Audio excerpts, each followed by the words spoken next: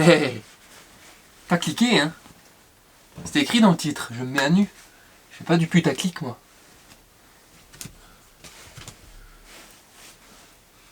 Eh bien le bonjour. On se retrouve pour cette petite FAQ qui a été prévue. Déjà merci à tous pour les questions posées, j'espère que vous allez bien. Et puis on attaque tout de suite. Alors première question qui m'a été posée à plusieurs reprises par Damien, Joe et Shizer. Pourquoi le Japon? C'est tout simple.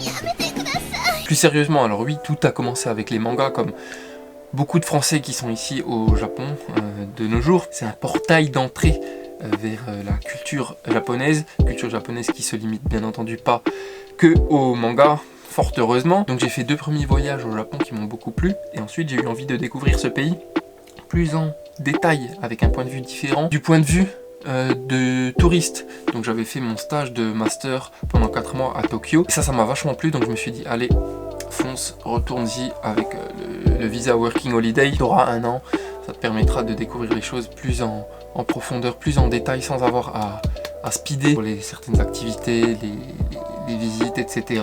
Et puis ça permet de développer un petit réseau d'amis aussi, de commerçants et tout ça. Donc on apprend vraiment à vivre avec les gens, et ça c'est vachement chouette. Alors ce qui me plaît le plus au Japon, c'est la nourriture, hein, forcément, les ramen, mon top 1. Ensuite c'est l'atmosphère générale qui règne, ce mélange entre calme et effervescence, j'ai envie de dire. Franchement une expérience unique à vivre. Et ensuite tu as toute sa culture historique qui est très facile à découvrir, avec les temples, les sanctuaires et ces autres choses. Et puis enfin il y a les Japonais, hein, qui sont un peuple très fascinant, très accueillant dans une certaine mesure, très poli, très respectueux, très chaleureux, et ça c'est un plaisir à vivre au quotidien. Et pour terminer, j'avais aussi envie de partir un peu de la France.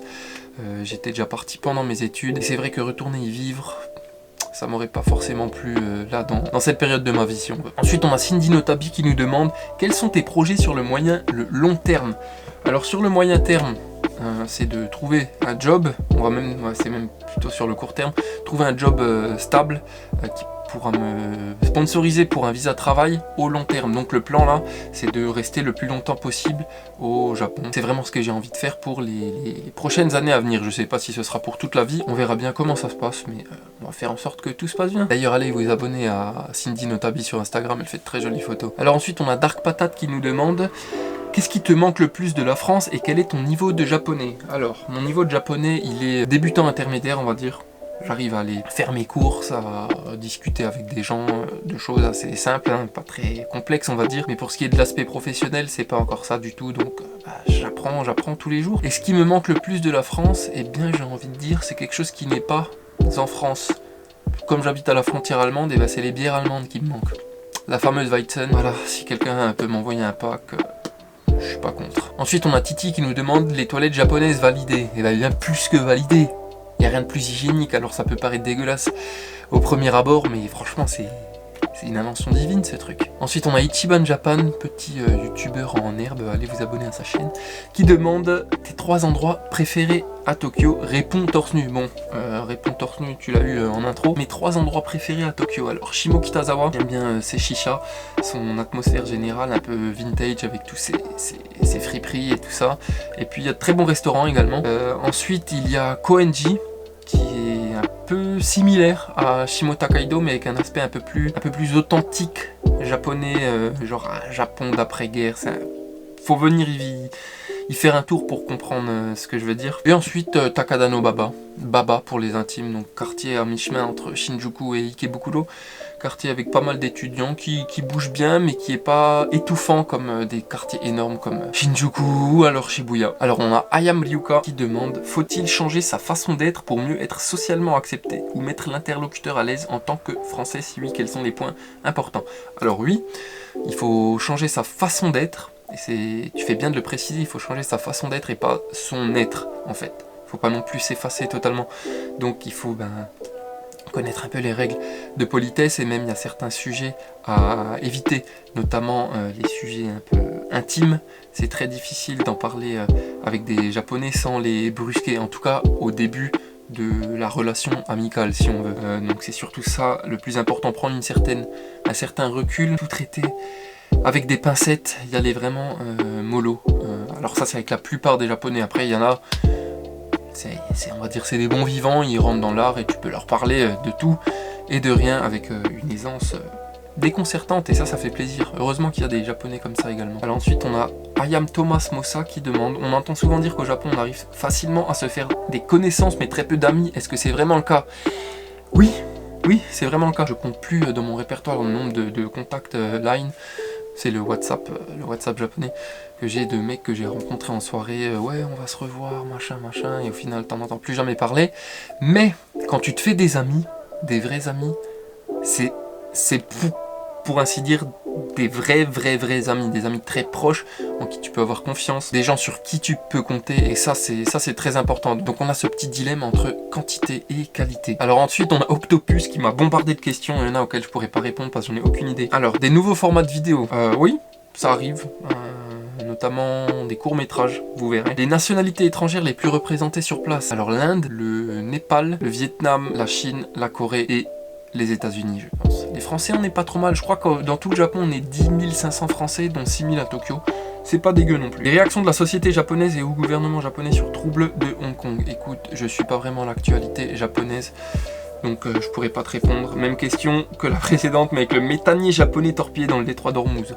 Aucune idée. Est-ce que tu peux filmer les lieux où se tiendront les JO 2020? Écoute, pourquoi pas? Si ça peut vous intéresser, ouais, carrément, on va faire ça. Ça m'intéresse aussi, vous avez déjà vu que j'avais fait une vidéo sur le foot, donc le sport en général, ça m'intéresse. Notamment la façon dont il est traité au Japon. Ton avis sur le dernier court-métrage de Cyprien Minori? Alors, j'ai aimé la forme, j'ai pas du tout aimé le fond. J'ai aimé la forme parce que c'est très bien réalisé, les images sont super belles, c'est très contemplatif, on peut découvrir Tokyo d'un autre point de vue. Donc pour un public comme celui de Cyprien qui n'est pas forcément aguerri à la culture japonaise, c'est une très bonne chose. Mais après, au niveau de l'histoire, j'ai trouvé ça naze. Alors c'est très niais, le message qu'on veut faire passer c'est très niais, et le scénario on peut le deviner dès la première minute, donc mais bon, pour une première expérience au Japon je pense que ça a dû être un boulot de monstre, franchement bravo Cyprien tout de même. Et ensuite, peux-tu faire une comparaison entre le Japon, la Corée du Sud, la Chine métropolitaine de l'Ouest, Hong Kong, Vietnam, avec les critères suivants: niveau de vie, socialisation, travail, amusement? C'est un troll, non?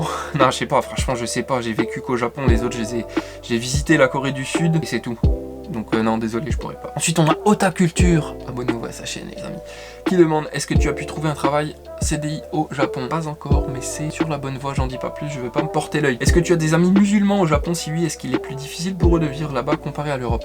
Alors, on n'est pas qui vivent au Japon, mais il y en a qui m'ont rendu visite, entre guillemets. Et donc, en effet, c'était assez difficile parce qu'il y a du porc dans beaucoup de plats, même parfois, imagine, tu vas prendre un ramen au poulet, le bouillon risque d'être au porc, donc il faut faire très attention là-dessus. Ensuite, il y a les plats halal, à base d'ingrédients halal. C'est également difficile à trouver, et puis il y a aussi cette tentation envers l'alcool, donc je pense pas que ce soit une promenade de santé que d'être musulman au Japon, mais c'est tout à fait faisable, hein. Il y a des youtubeurs qui en ont fait des vidéos, allez checker ça, c'est très intéressant. Ensuite, ça te manque le camembert et les baguettes, à vous? Forcément, camembert, raclette, tout ce qui est fromagerie. Désolé. Ça me manque en effet. La baguette un peu moins, mais le fromage oui. Et est-ce que tu te décideras un jour à dévoiler notre amour sur YouTube? Ensuite on a Alex qui demande: est-ce que le tatemae te dérange tant que ça ou c'est vivable? Très bonne question Alex. Alors le tatemae, pour ceux qui savent pas, c'est la façon de se comporter en public au japonais. En fait il y a l'être et le paraître. Donc c'est un voile que se créent les japonais pour ne pas brusquer leur interlocuteur. Alors est-ce que ça me dérange?